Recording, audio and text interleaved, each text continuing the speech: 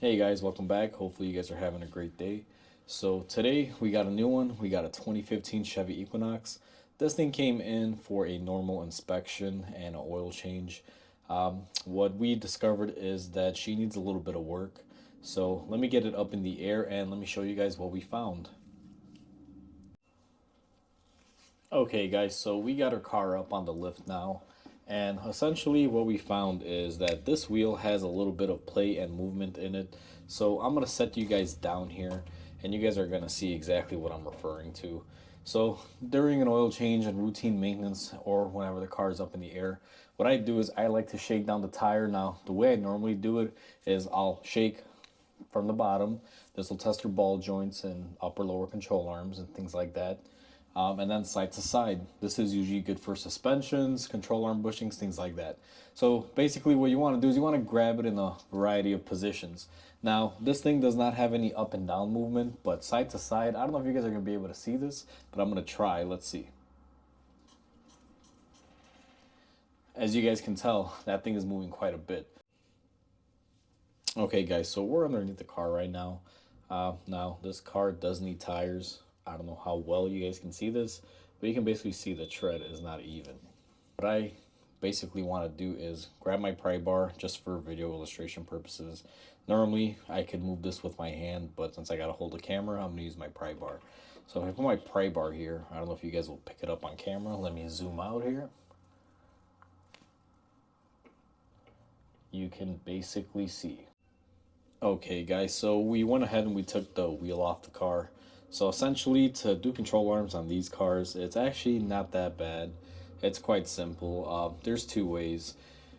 Basically, you unbolt it here. Now, some control arms come with the bushing portion, some don't. If it comes with the bushing portion, basically, you just remove these two bolts on the frame, and basically, this comes off as a set. However, in the case that you don't get one with a control arm, then you basically remove it right here, and then that'll slide the arm out essentially. I usually prefer to get the ones with the bushings. The back portion here, what you're gonna do basically is loosen this nut and pull the bolt out through this way. It can be a little bit of a challenge because this stabilizer bar is in the way, but if we have to disconnect it, we have to. Let's just see how it goes first. I normally just kind of wait till I'm there and see how the job goes. And last but not least, you have to disconnect your ball joint, which is right up here. This one doesn't really give you a lot of room here. The axle is kind of close onto it. So what I'm gonna have to do is do this with an old school wrench method. Can't really put a power tool in there. I'm gonna start off by breaking this first because this one is a more challenging bolt, and then I'll do the rest. So let me go ahead and start doing that, guys. And before I do that, I'm also gonna hit everything here with some penetrating oil just to help loosen everything up. So in this next clip, basically what I'm doing is removing all the hardware, the nuts and bolts holding on the control arm, and I'm loosening the ball joint. I have to lower the car to put some pressure on the ball joint to be able to get it off. This process took me about 20 minutes.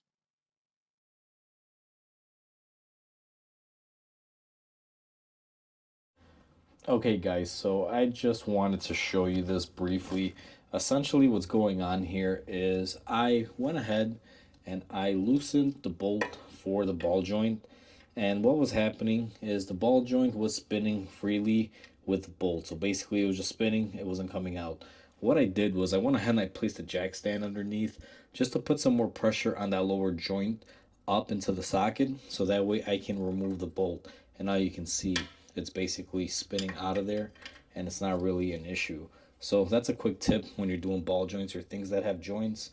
Essentially, if they're just spinning, put something like a jack or whatever you have, put some pressure and weight on it, it eventually comes off. So I just wanted to share that with you guys. Okay, guys, so I went ahead and I got the old arm removed. Now I'm going to be putting in the new arm. Basically, what I can tell you is if this front part fights you because your control arm doesn't come with a bushing, you can remove the bushing off the frame. Doing it that way probably be a lot easier. I'm not doing it that way just because I know how to manipulate them, so I don't have to remove that bushing. The reason why I don't is if those bolts are rusted onto the frame, it's just another potential thing that could break. So I try not to touch anything or disturb anything that I don't have to. That way there's less damage to stuff. On one note too is you want to basically remove your stabilizer link for this side. The bar is in the way, or if you can kind of play with it and position it to get it off, I didn't remove it. I just kind of manipulated it to get it off.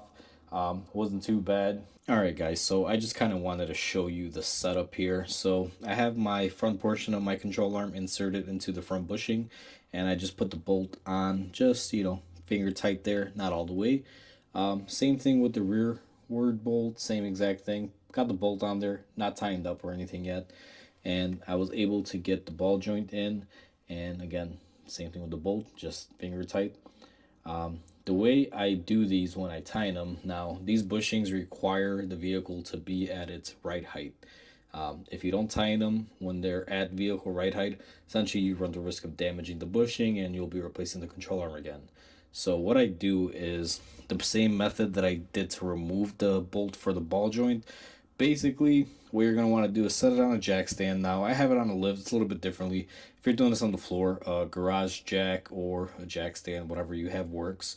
But what you're basically going to do is load up the front suspension and basically put everything in its settling height where it would normally be when the car is fully on the ground. And then what you're going to go ahead and do is just tighten everything up. That's mainly for these lower bushings, but it also helps me out for this ball joint simply because I'm going to use the weight of the car to keep that ball joint from spinning on installation. Okay guys, so we are pretty much done with this. Went ahead and I tightened the lower ball joint, got my forward and rearward points all nice and tight. So this one's ready to go. Now, I do have a couple other jobs that I got to do on this car. You guys can probably notice this big leak here. That's the next thing that I got to tackle. I may or may not make a video on that. Let's just see how it plays out. But this one is all set. I just got to put the wheel on and then get it shipped out to the customer. Okay guys, so that pretty much wraps up this video as far as how to do a lower control arm on a 2015 Chevy Traverse. I just wanted to let you guys know that if you guys like my content, please like, comment, and subscribe. It'll help my channel grow. I can't do this without you guys, so I appreciate everything that you guys do for me. So I want to end this repair by saying thank you guys for watching. Have a great day, and I'll catch you on the next repair.